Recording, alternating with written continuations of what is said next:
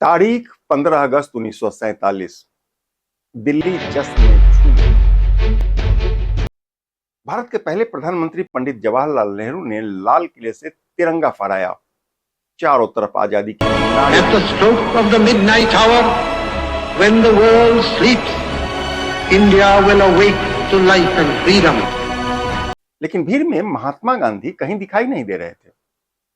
इस ऐतिहासिक दिन पर भारत के राष्ट्रपिता महात्मा गांधी हजारों मील दूर, भीड़ से बहुत दूर, एकांत में थे।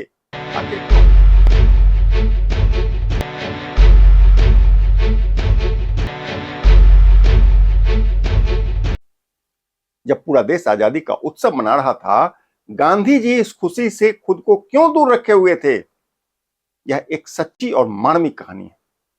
इस कहानी में छिपा है भारत के विभाजन का दर्द, एक महात्मा का मौन और इतिहास का वो अनकही अध्याय जो बहुत कम लोग जानते हैं। अंजुमन में आज की यही कहानी है। कहानी रोचक और सच्ची घटनाओं पर आधारित है। आप अंत तक हमारे साथ बने रहिए। यदि अभी तक आपने केकेएन लाइव को सब्सक्राइब नहीं किया है तो आज सब्सक्राइब कर लीजिए, ताकि इस तरह की जानकारी आप तक आसानी से पहुंचता रहे। अहिंसा आणि सत्याग्रहाचे नमस्कार, मैं हूं कौशलेंद्र झा। केकेएन लाइव के अंजुमन में आपका स्वागत है। अंजुमन में आज की कहानी बहुत ही रोचक और दिलचस्प है। वो 15 अगस्त 1947 की सुबह थी। दिल्ली रंग बिरंगी रोशनी से जगमग कर रही थी। आसमान में शान से तिरंगा लहरा रहा था और भारत माता के नारों की गूंज पूरे देश में सुनाई पड़ने लगा था। नेहरू जी ने लाल किला के प्राचीर से तिरंगा फहराया। देश की आजादी का पहला सूरज उगा। लेकिन राष्ट्रपिता महात्मा गांधी इस ऐतिहासिक पल से 200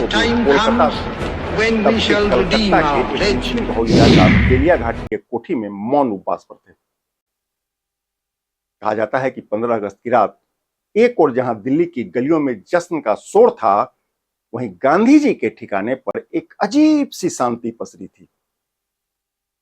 जिसने देश की आजादी के लिए अपना सर्वस्व कुर्बान कर दिया, आज उसको याद करना क्यों जरूरी समझा गया है, उसकी कमी क्यों किसी को नहीं खली, इस पर हम बात करेंगे।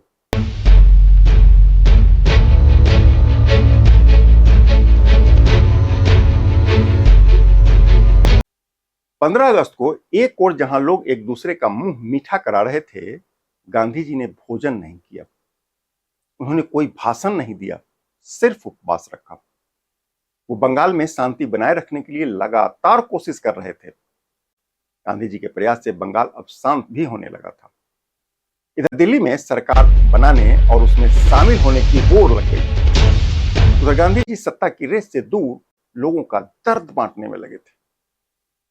जब तमाम बड़े नेता जश्न में मशगूल थे, गांधी जी दंगों से झुलसते भारत के जख्मों पर मरहम लगा रहे थे।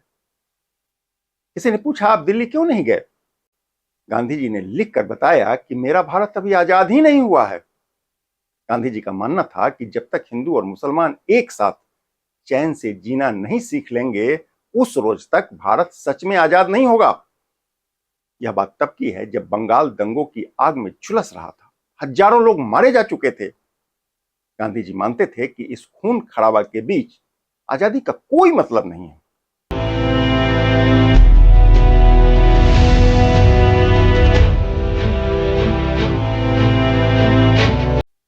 आज देश को आजाद हुए करीब करीब 8 दशक पूरा होने को है, पर गांधी जी का विचार आज भी उसी चौराहे पर खड़ा है।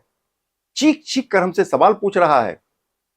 देश में बहुत कुछ बदल चुका है, लेकिन दंगों की तासीर आज भी वही है। दिलों की नफरत घटने की जगह और बढ़ने लगा है। हम यह नहीं पूछेंगे कि इसके लिए कौन जिम्मेदार है, क्योंकि मुझे अच्छे से मालूम है कि हम खुद को छोड़कर बाकी सभी को इसके लिए जिम्मेदार मान चुके हैं। ऐसे में बड़ा सवाल ये कि क्या इस देश में फिर कभी कोई गांधी जन्म लेगा?